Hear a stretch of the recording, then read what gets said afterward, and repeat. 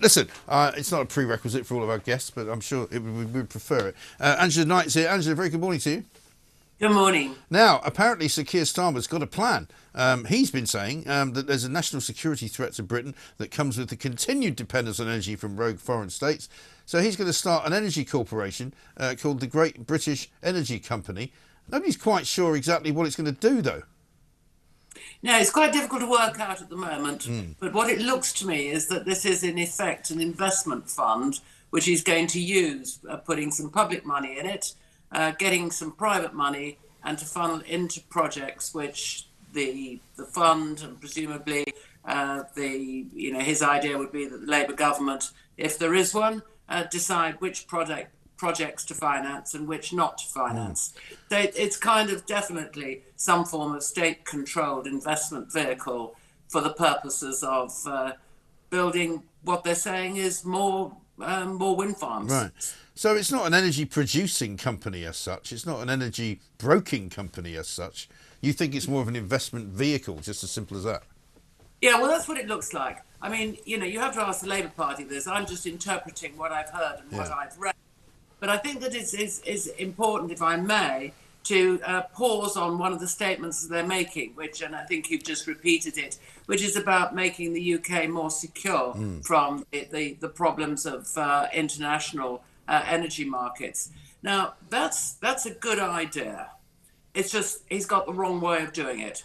So, first of all, if you want us to be more secure for energy, first of all, let's get what gas we need, which we will need gas for the long term, Mm. out from our own local storage from the North Sea and around, rather than bringing it in from Qatar or where else. Mm. So this cap on you can't drill anything more in the North Sea doesn't look right in the first instance. Secondly, every time you build something that's renewable, you need something else for when the wind doesn't blow or the sun doesn't shine. Whether you call it backup or whether you call it baseload, it doesn't really matter.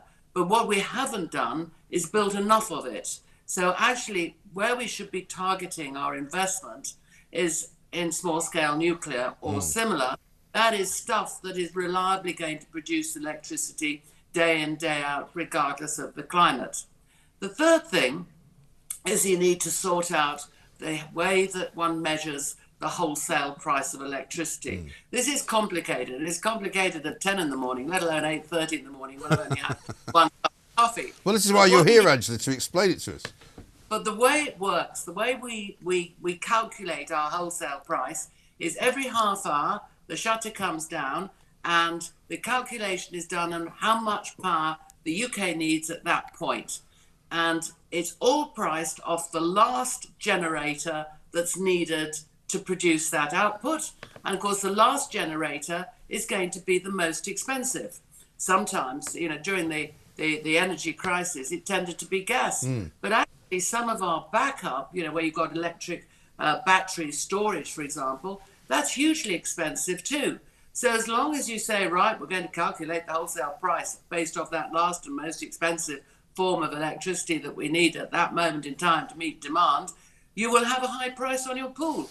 And we need to actually recalculate that price. And as I understand it, I can't promise you this, but as I understand it, that calculation of the pool, how you calculate the wholesale price of electricity, was given a huge push as to being done that way when Ed Miliband was Energy Secretary Right. in order to get yet another subsidy into wind. Mm. And perhaps that's the last point, take the green levies off the energy bill and perhaps use this fund if they're going to have one, if we have to have this fund.